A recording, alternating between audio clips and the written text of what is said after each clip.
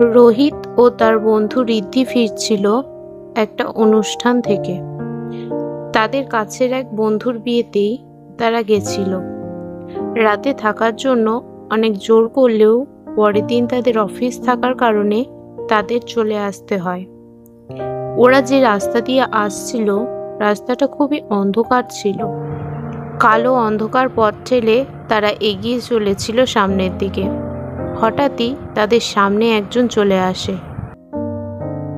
কে আপনি? এত রাতে এমন একটা নির্জন জায়গায় কি করছেন? আমাকে একটু সামনের মোড়টায় নামিয়ে দেবেন? আচ্ছা, আসুন। না না, আমাদের সাথে যেতে হবে না। এটা তুই কি করছিলি? এত রাতে না জানি কোন উদ্দেশ্যে এসেছে, আমাদের সঙ্গে নিয়ে যাওয়ার কোনো দরকার নেই। কি বলছিস এসব? অসহায় একজনকে এত রাতে এইভাবে একা রেখে যাওয়াটা কি ঠিক হবে? আরে তাড়াতাড়ি এখান থেকে চল তো।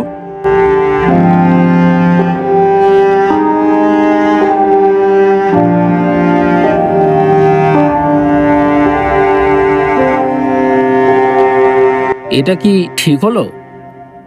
এত রাতে না জানি কোন উদ্দেশ্যে এসেছে। রিদ্ধি, দেখ, এইটা সেই জায়গাটা তো। হ্যাঁ, তাই তো দেখছি। এটা কিভাবে সম্ভব? আমরা তো অনেকটা পথ পার করে এসেছি। ওই দেখ, সেই মেয়েটা এখনো এখানে দাঁড়িয়ে আছে।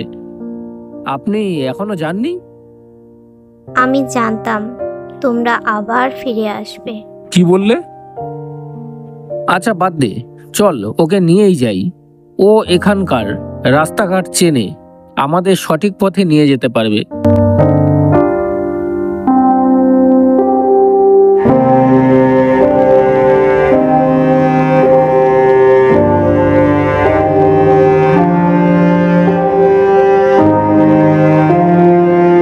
বেশ বেশ, দাঁড়াও। এই সামনেই আমার বাড়ি।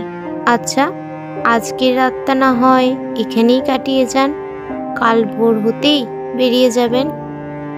না না, তা কি করে হয়? কাল আমাদের অফিস আছে। আবার যদি রাস্তা ভুল করেন, সারা রাত কিন্তু তখন রাস্তাতেই কাটাতে হবে। এর চেয়ে রাতটুকু এখানে কাটিয়ে ভোর হলেই চলে যাবেন। আমারও ভীষণ ক্লান্ত লাগছে। চল, রাতটুকুই তো, ভোর হলেই চলে যাব। আপনারা বসুন, আমি আপনাদের জন্য খাবারের ব্যবস্থা করছি। না না, ব্যস্ত হবেন না, আমরা খাওয়া দাওয়া সেরেই ফিরছি। এতটা পথ এসেছেন, এতক্ষণে নিশ্চয়ই খিদা পেয়ে গেছে। আমি ব্যবস্থা করছি।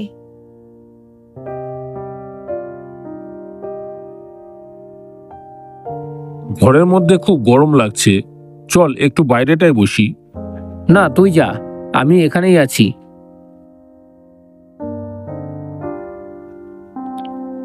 ঋদ্ধিটা আবার অন্ধকারের মধ্যে কোথায় বসে আছে, গিয়ে দেখি। ঋদ্ধি, ঋদ্ধি, বলল বাইরেই বসবে, এখানে তো নেই, কোথায় গেল?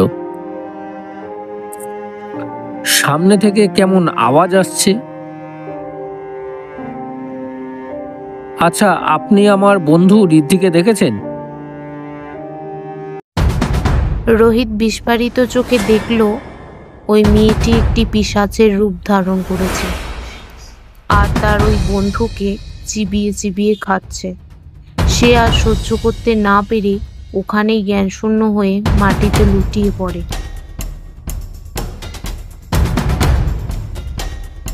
পরদিন সকালে জ্ঞান ফিরতেই সে দেখে একটি কবরস্থানে পড়ে আছে।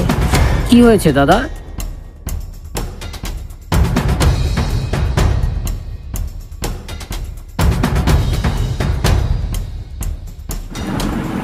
এই রকম ঘটনা এখানে প্রায়ই ঘটে থাকে।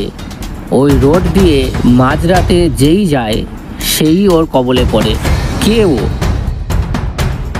আসলে অনেক দিন আগে হাই রোড দিয়ে বেপরোয়াভাবে গাড়ি নিয়ে কয়েকজন বন্ধু আসছিল। গাড়িটা হঠাৎই অ্যাক্সিডেন্ট করে একটি মেয়ের সঙ্গে। মেয়েটি সাথে সাথেই মারা যায়। ওরা ভয় পেয়ে গিয়ে এই কবরস্থানে কবর দিয়ে দেয়।